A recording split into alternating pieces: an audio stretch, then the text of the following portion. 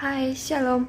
Perkenalkan, nama aku Dini Anjeli Tartonang. Di sini aku akan memberikan insight aku dan pengalaman aku selama beribadah di Oikumene Telkom University. Jadi di sini ada 8 minggu ya totalnya. Jadi yang minggu yang pertama itu dengan tema satu tubuh di dalam Kristus atau One Body in Christ. Ini dibawakan oleh Pendeta Marieta Simanjuntak dengan berdasar pada ayat Alkitab Efesus 4 ayat 1 sampai 6. Jadi pada pertemuan kali ini menurut aku sungguh membuka wawasan aku ya, karena tentang arti sebenarnya oikumene itu bukan lagi tentang sekedar kesatuan umat Tuhan, tetapi melebihi dari yang dinamakan denominasi. Jadi dari penjelasan Pendeta Marieta tersebut, saya belajar bahwa satu tubuh di dalam Kristus bukan berarti kita harus seragam, tetapi kita dipanggil untuk hidup bersatu padan dengan panggilan Tuhan sesuai dengan Efesus 4 ayat 1 dan memelihara kesatuan roh melalui ikatan damai sejahtera pada Efesus 4 ayat 3. Nah, awalnya saya merasa canggung dan merasa baru beribadah pada oikumene ini karena beberapa itu datang dari latar belakang gereja yang berbeda dan beberapa teman di PMK. Jadi lewat pujian, firman, dan kebersamaan, sebenarnya pada saat itu saya merasakan kasih yang sesungguhnya, kasih yang menyatukan. Nah, saya juga belajar bahwa perbedaan bukanlah sebuah ancaman, melainkan kekayaan tubuh Kristus yang saling melengkapi. Jadi firman Tuhan pada pertemuan ini menegaskan bahwa kita memiliki satu Tuhan, satu iman, satu baptisan, dan satu Allah dan Bapa dari semua. Nah, kesatuan ini bukan hanya sekonsep teologi saja, tetapi panggilan hidup yang nyata. Jadi dalam kehidupan pribadi saya mau terus belajar melatih kerendahan hati dan mencari persamaan kehidupan dalam Kristus. Bukan hanya memperbesar perbedaan, tetapi memperbesar penyatuan dalam kasih Kristus. Nah, lewat pertemuan ini saya disadarkan bahwa kesatuan kita adalah kesaksian, dan ketika kita berjalan bersama dalam kasih, dunia akan melihat Injil yang hidup melalui hidup kita. Nah, seperti yang kata-kata pada PowerPoint Pendeta Marieta, jangan pernah jadi pemain yang menonjolkan diri, tetapi ikutilah konduktor agung Yesus. Nah, pada pertemuan kedua dengan topik Called to Serve Even the Struggles. Nah, ini dibawakan oleh Bapak Kris Sujatmoko dengan berdasar pada ayat Alkitab Yohanes 12 ayat 24 sampai 26.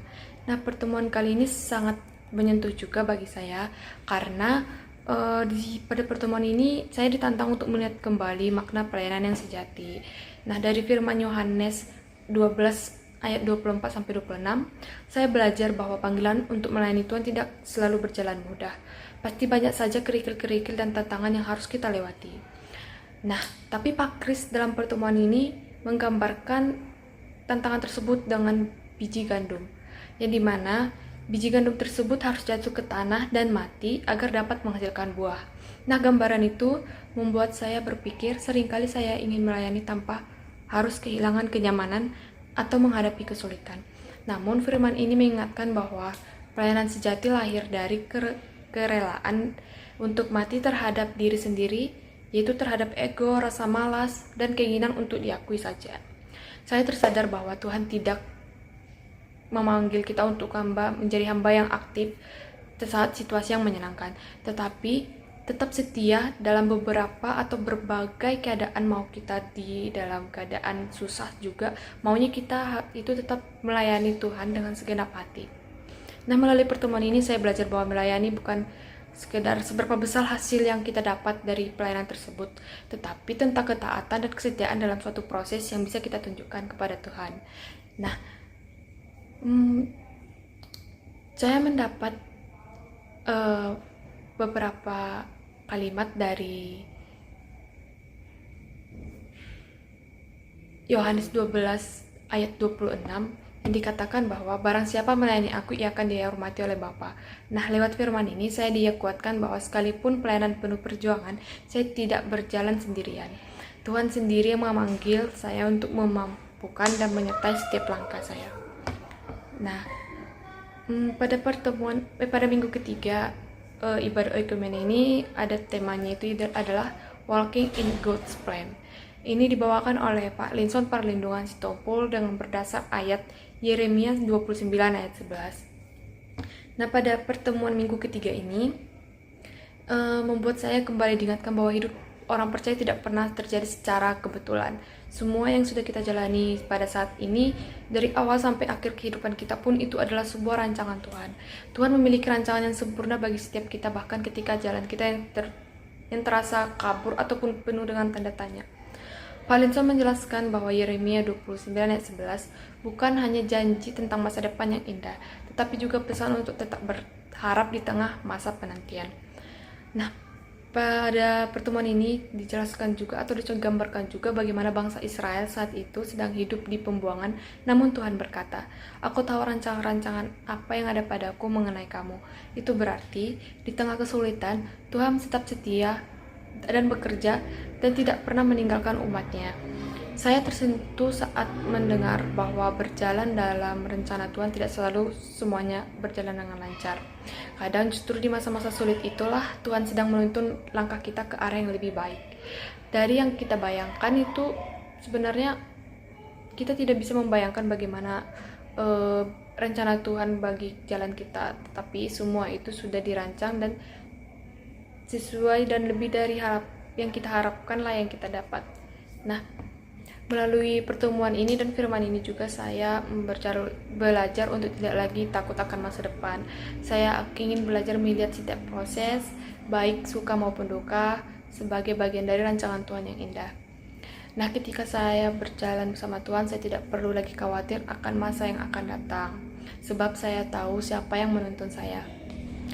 Nah, pada pertemuan keempat, ibadah oikumene ini dengan tema Christian Friendship on Campus yang dibawakan oleh Pendeta Marietta Simanjuntak berdasarkan pada ayat Ibrani 10 ayat 19 sampai 25. Nah, pada ibadah kali ini mengingatkan saya bahwa pertemanan di kampus bukan sekedar soal kebersamaan, tetapi juga tentang bagaimana kita saling menolong untuk bertumbuh dalam iman. Nah, dari firman Ibrani 10 ayat 19-25 ini, saya belajar bahwa Tuhan memanggil kita untuk tidak berjalan sendiri dalam perjalanan rohani, melainkan saling menguatkan, saling mendorong, dan saling memperhatikan dalam kasih.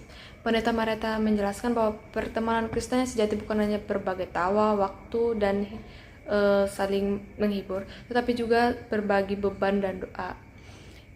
Kita kalau yang namanya membentuk suatu komunitas atau kebersamaan di dalam iman, kita tidak perlu ragu untuk saling berbagi beban atau saling bercerita. Nah, di tengah tekanan kampus seperti tekanan studi, tugas, organisasi, dan tantangan hidup lainnya, sebaiknya teman seiman itu berperan sebagai anugerah Tuhan yang membantu kita agar tetap setia kepadanya. Sebenarnya saya tersentuh ketika diingatkan tentang 3 seruan untuk bertindak, yaitu mari menghadap Tuhan, mari berpegang teguh, mari memperhatikan satu sama lain. Artinya, komunitas iman bukan sekedar rutinitas, melainkan tempat untuk saling menopang dan membangun semangat baru. Dan dengan kasih, empati, dan kesetiaan, kita dapat menjadi teman yang menuntun sesama kita semakin dekat kepada Kristus. Nah, saya pulang dari ibadah oikumene ini dengan hati yang bersyukur karena menyadari bahwa Tuhan menempatkan orang-orang di sekitar saya bukan tanpa tujuan, tetapi agar kita sama-sama bertumbuh dan menguatkan satu sama lain dalam perjalanan iman. Nama yang ke pertemuan minggu kelima, ibadah oikumene, sebenarnya saya tidak mengikuti ibadah tersebut karena saya sedang sakit. Jadi di sini saya akan kembali menjelaskan insight saya kepada minggu ke-6. Jadi pada minggu ke-6 ini saya ibadah di gereja lain dengan tema ibadah bertumbuh dalam penganiayaan dan dalam pembacaan kitab suci. Jadi berdasarkan pada 2 Timotius 3 ayat 10-17. Nah, khotbah ini menegaskan bahwa dalam kehidupan mahasiswa, iman bukan bertumbuh di masa-masa muda, tetapi justru melalui tekanan, tantangan, dan proses yang melelahkan. Nah,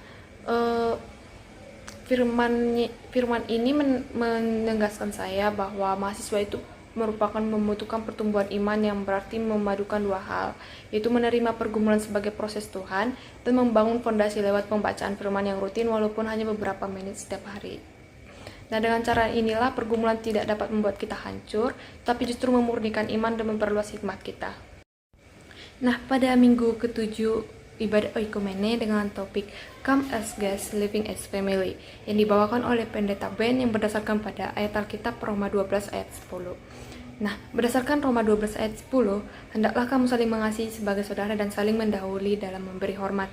Nah, pada ibadah pertemuan kali ini diajarkan bahwa kasih itu adalah sebuah dasar dari setiap relasi yang sehat. Ketika Paulus menulis agar orang percaya saling mengasihi seperti saudara, Paulus menegaskan bahwa kasih bukan sekedar perasaan, tetapi tindakan yang diawali dengan inisiatif.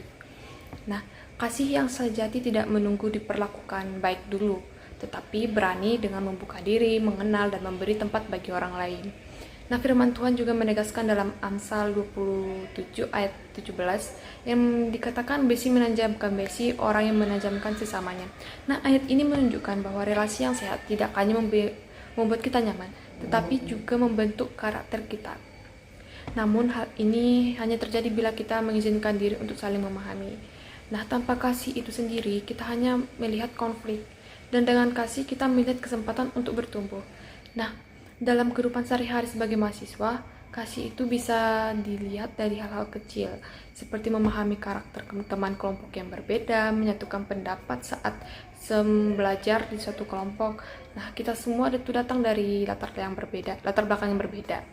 Nah, jadi wajar dong kalau ada sebuah tantangan atau gesekan atau kerikil, tetapi untuk kita sebagai umat Tuhan, harusnya kita tuh bisa menunjukkan kasih kita ketika kita merasakan gesekan atau tantangan tersebut. Apakah kita mau sabar, mau dengar dulu sebelum ngejudge, atau mau memaafkan ketika ada salah paham. Nah, pada pertemuan ini saya juga menyadari bahwa sebuah pertemuan atau perjumpaan pada setiap orang dimanapun dan kapanpun itu adalah sebenarnya sebuah keajaiban yang sering sebenarnya kita alami. Nah, pada khotbah ini saya juga jadi lebih terbuka pikirannya tentang bagaimana membangun suatu komunitas yang sehat di dalam kasih Kristus. Nah, pada minggu ke-8 sebenarnya saya harusnya ibadah di gereja, tetapi saya saat itu sedang sakit. Jadi saya mendapatkan insight-nya sampai sini saja.